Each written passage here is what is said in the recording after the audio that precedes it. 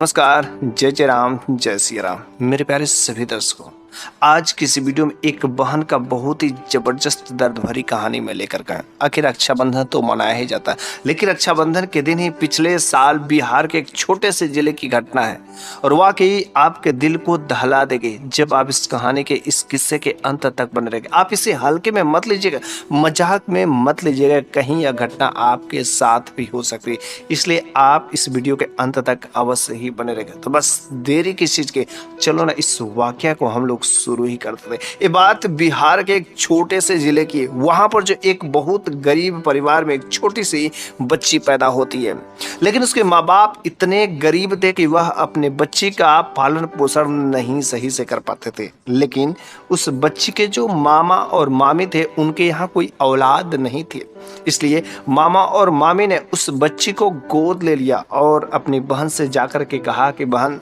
देखो, तुम्हारी जो इकलौती बच्ची, तुम इससे परवरिश नहीं कर सकती, उसका पालन पोषण नहीं कर सकते, इसलिए तुम अपनी बच्ची को मेरे घर पर डाल दो और मैं इसका पढ़ाई लिखाई हर तरीके का मैं जिम्मेदारी लूंगा। उसने कहा ठीक है भैया, कोई बात नहीं। फिर वह बच्ची अब तो अपने मामा के यहाँ चली जाती है, मामा के यहाँ रहती है, मामा के यहाँ पढ़ती है। वह जब बच्ची छोटी रहती है तो छोटे पर से बहुत ही होशियार रहती है। गरीब घर में भले ही पैदा हुई थी, लेकिन जब से वह मामा के घर पर आती है तो मामा के घर पर किसी चीज़ की, खाने पीने की कोई भी चीज़ की कमी नहीं थी। मामा के यहाँ काफी जितने भी सारे बच्चे थे, सभी लोगों से दोस्ती, साथ में खेलना, सब चीज का बहुत ही अच्छे से व्यवस्था था। मामा लोग उसके बहुत ही जानते थे, लेकिन प्यार जो खाने पीने से करते थे, पढ़ाई से, और जो गलत काम अगर कोई लगे तो वहाँ पर उसे डांट भी लगती थी, कभी कभी मार भी लगती थी। इसलिए वह बच्ची थोड़े थोड़े वह अपने मामा लोगों से डरा करती थी। और बात यह है कि जब वो स्कूल जाती थी तो उसके फ्रेंड सर्कल, कुछ दोस्त थे, वो साथ में तो पढ़ने जाती थी। उसका जो एक क्वालिटी था हर बच्चों से बिल्कुल ही अलग था। भगवान ने उसे खूबसूरती भी बनाया था, दिमाग भी दिया था, सब कुछ, उसके किसी चीज की कमी नहीं थी। तो मामा ने स्कूल के सिवाय उस बच्ची का गांव में ही एक ट्यूशन क्लास भी लगाया थी। वहाँ पर लोग बच्चे पढ़ने जाते हैं और वहाँ पर वह भी बच्ची पढ़ने जाती है। उस बच्ची का कोई जब भाई नहीं थे तो वह जो भाई के लिए बड़े ही लालायित होती थी। जब जब उस गांव में रक्षाबंधन का त्यौहार आता था ना, तो वह सोचती थी काश मेरा भी कोई भाई होता, मेरा भी कोई अपना भाई होता, तो मैं उसके हाथों में, उसके कलाई में मैं भी राखी बांधती, कितना अच्छा दिन होता। और एक बार वो ट्यूशन क्लास में जब वह बड़े ही मायूस होकर के अपने भाई के बारे में सोच रही थी, तब तक टीचर उस समय कुछ पढ़ा रहे थे। तो उसने पूछा, अरे क्या बात है, तुम ऐसी क्यों मायूस हो? उसने कहा कि देखिए जी, चूंकि रक्षाबंधन का त्यौहार आ रहा है और मेरा कोई भाई नहीं, इसकी वजह से मैं अपने भाई के बारे में सोच रही, काश मेरा भी कोई भाई होता तो मैं अपने भाई के कलाई में राखी बांधती। तो टीचर ने कहा, इसमें भले कोई दूसरी की बात क्या है, ये जितने सारे क्लास में जितने भी छात्र हैं, ये जितने सारे लड़के, सब तुम्हारे भाई हैं और तुम इस बार रक्षाबंधन में कोई गलती नहीं करना, सारे के सारे भाइयों के कलाई में राखी बांध देना। बस उस बार जब रक्षाबंधन आया तो सारे के सारे क्लास के लड़कों ने उसको अपनी बहन मान करके और उससे अपने हाथ की कलाई में राखी बंधवाई। फिर उस दिन उसके खुशी का कोई ठिकाना नहीं रहा, खूब खुश रहे। लेकिन उसी क्लास में एक और लड़का था जिसका नाम था सोहन। सोहन छोटे छोटे वे भी बच्चे थे और ये भी बच्चे थे, लगभग इसका उम्र जो 5 से 6 साल के आसपास में ही था। और 6 साल का उम्र तो था, लेकिन इसका बुद्धि लगभग 10 साल के बच्चे के बराबर था। इसका शरीर का विकास भी बहुत तेजी से हो रहा था। लग ही नहीं रहा था कि यहाँ ये 5 या 6 साल की बच्ची है, ऐसा लगता था कि मानो यह 10 साल की बच्ची। इसके शरीर के विकास में किसी प्रकार की कोई कसौटी नहीं थी, क्योंकि खाने पीने का चीजें बहुत ही अच्छे से व्यवस्थित तरीके से मिल रही थी। इसलिए सोहन और इस बच्ची का बहुत ही अच्छा खासा गहरी दोस्ती था, और दोस्ती के साथ साथ तो वह जो उसे अपना बहन मानता था और यह भी उसे अपना सगा भाई के जैसे मानती थी। कोई भी चीज हो, लेन देन, शेयर करना, बात करना, हर तरीके वह भाई बहन के तरीके से मानती थी और साथ ही साथ दोस्त भी मानती थी। वह बच्ची अक्सर जो है अपने दोस्त सोहन के घर भी जाया करती थी। लेकिन जब सोहन के घर पर जाती थी ने, तो सोहन का एक और उसका बड़ा भाई था, जो दिखने में बड़ा ही खड़ूस, बहुत ही तिरछी नजर, और दिखने से उसका स्वभाव ठीक नहीं लगता था। वो लोगों से बहुत कम बातें चीतें करता था, इसलिए वो बच्ची जाती थी तो सोहन रहता था, तो वहाँ पर वो बात करती थी, अपना काम होता था, निकल आती थी। लेकिन कभी सोहन के बड़े भाई से बात करने की कोशिश नहीं की। छोटी ही थी लेकिन काफ़ी होशियार थे। अक्सर जो सोहन के बीच में घर पर भी आती जाती, सब चीज़ का माहौल ठीक ठाक था। और अगली बार जब रक्षाबंधन का त्यौहार आता है, तो रक्षाबंधन का जब त्यौहार आता है तो उस दिन जो सोहन जो क्लास नहीं गया था, और उस दिन वह राखी लेकर के गई थी। सारे के सारे क्लास में जितने लड़के थे सारे के सारे लड़कों को अब बांध देती है। और जब लड़कों को बांध देती तो सोहन को ढूंढती है, क्योंकि जो मेरा सगा भाई उसको तो रक्षाबंधन बांधना बहुत ही जरूरी है। चलो कि ना आज मैं उसके घर पर जाकर के छुपके से और जल्द से मैं उसको राखी बांध देती हूँ, और उसके बाद से खत्म हो जाता है हमारा काम। और वह बहन जो है बड़ी ही खुशी से अपने उस भाई सोहन के घर पर जाती है, और सोहन सोहन सोहन, अरे सोहन भाई चिल्लाते हुए घर में जाती है, लेकिन सोहन की कोई आवाज़ नहीं आती है। जब सोहन की आवाज़ नहीं आती तो वह चिल्लाती है, तो ऐसा लगता है कि बाथरूम में वह स्नान शायद कर रहा हो। तो जब वह बाथरूम में आवाज़ लगाती है तो वह अंदर से आवाज़ आती है, क्योंकि इसके पहले आज तक वह सोहन का बड़ा भाई की आवाज़ कभी नहीं सुनी थी।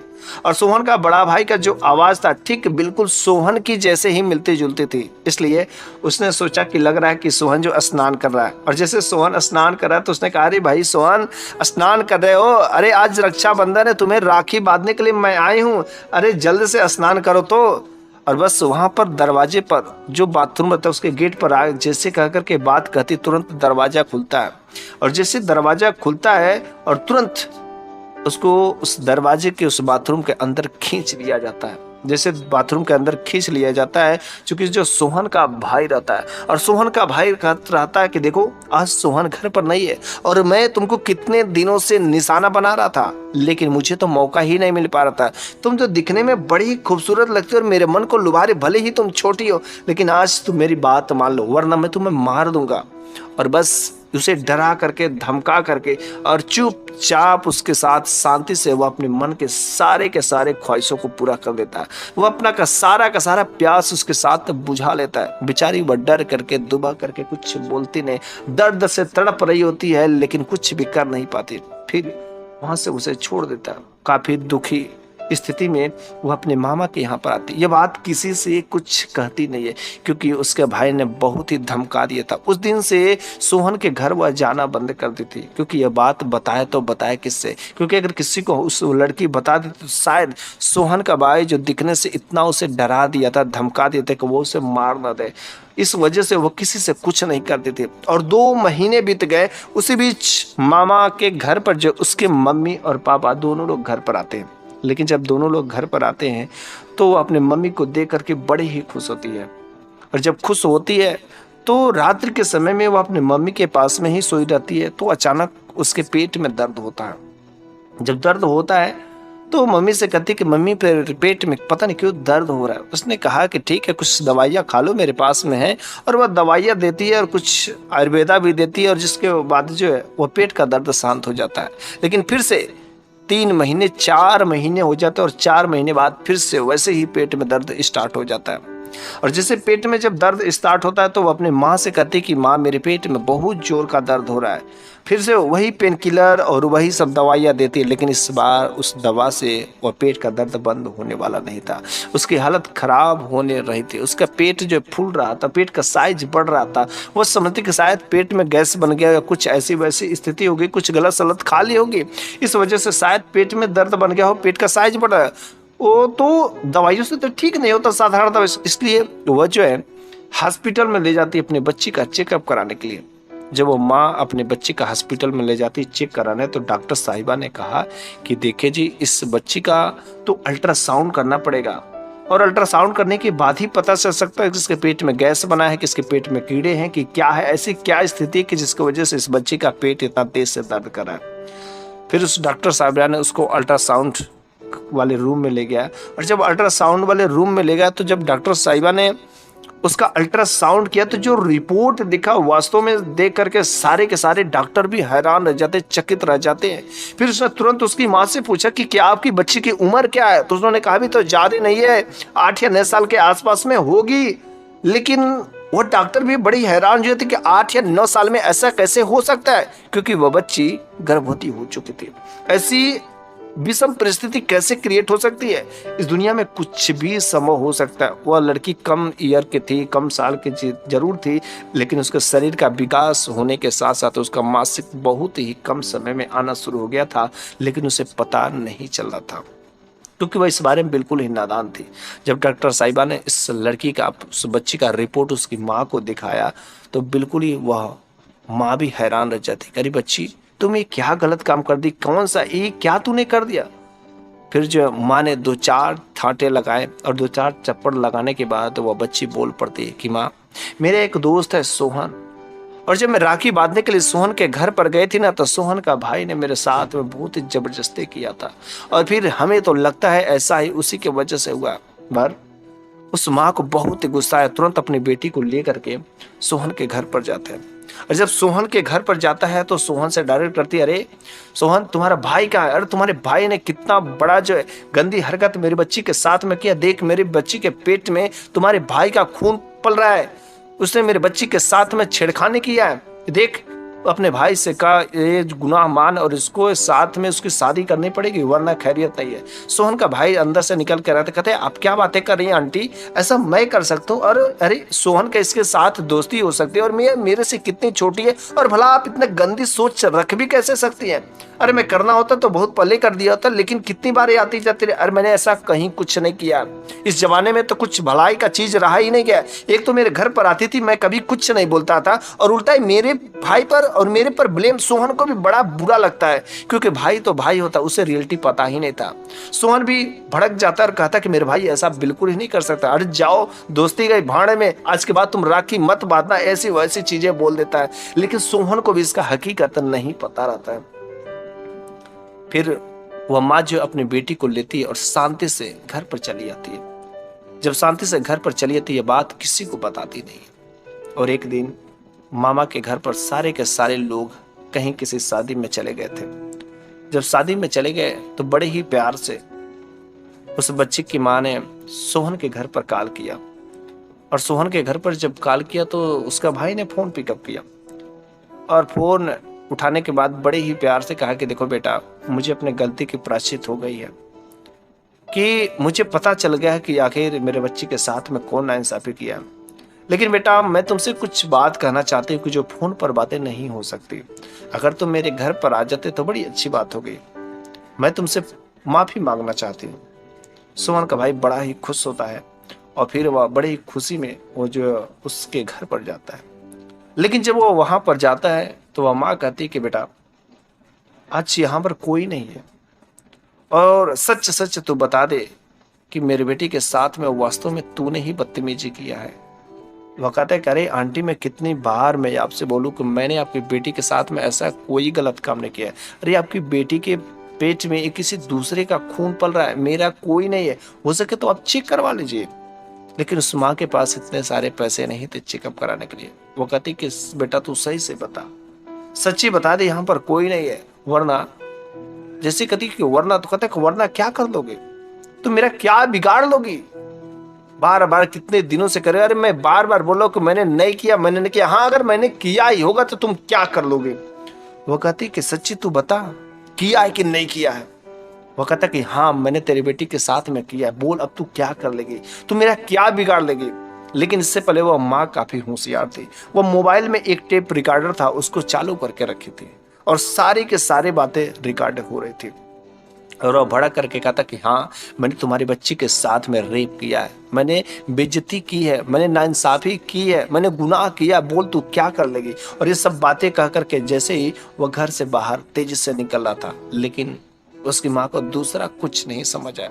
वह माँ तो समझती थी कि मेरी बेटी को न्याय मिलना चाहिए, क्योंकि उस माँ ने पुलिस में अगर केस की तो उसकी बच्ची का इज्जत उछलेगा। कुछ भी वह अपने फैसला खुद ही, क्योंकि वो उसका बेटी का न्याय उसे खुद ही देना था। और फिर उसे कुछ भी समझ नहीं आता है, और पास के ही टेबल में एक चाकू रखा हुआ था, और उस चाकू को तुरंत उठाती है और दौड़ करके उस लड़के के गर्दन पर तेजी से वार कर देती है। और जैसे तेजी से वार करती है, गर्दन की नस कट जाती है, वो लड़का वहीं पर तुरंत गिर जाता है और मर जाता है। यह हादसा देख करके उसकी माँ बिल्कुल ही अचंभित तो जरूर होती कि लड़का मर गया और कहती कि वाह मैंने तो आज इसको मार दिया, मेरी बेटी से जिंदगी बर्बाद किया था। वह बेटी भी कहती कि माँ अरे आपने क्या किया, ये क्या कर दिया। तब तक वहां पर भगा भगा सोहन भी चला आता है कि मेरा भाई कहाँ गया, किस तरीके से। और वहां पर जब आता तो अपने भाई सोहन को देख करके बिल्कुल वह भी हैरान रह जाता, धक्का बक्का रह जाता है।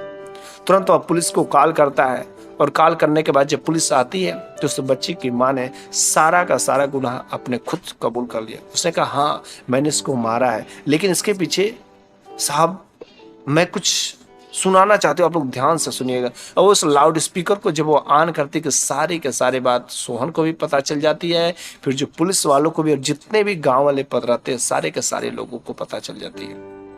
सोहन को भी भरोसा हो जाता, विश्वास हो जाता है कि इसकी मम्मी झूठ नहीं बोली थी। वो उससे माफ़ी मांगता है, लेकिन पुलिस वाले ने कहा देखिए हर कोई माँ अपनी बेटी का न्याय करना चाहती है, लेकिन आपने मर्डर किया इसलिए मर्डर के जुर्म में आपको गिरफ्तार करना ही पड़ेगा और हम लोग सिफारिश करेंगे कि आपकी सज़ा कम से कम होगी। लेकिन जब वे मर्डर के जुर्म में जेल के अंदर गए तो बहुत ही जल्दी 5 सालों का ही सज़ा मिला, क्योंकि उन्होंने सही काम के लिए जुल्म किया था और ऐसा करना जायज़ भी था, क्योंकि वह लड़का किसी लड़की की ज़िंदगी का बर्बाद करते हुए ऐसे आराम से घूमे, ऐसा बिल्कुल नहीं। और ऐसा इस समाज में अक्सर होता ही रहता है।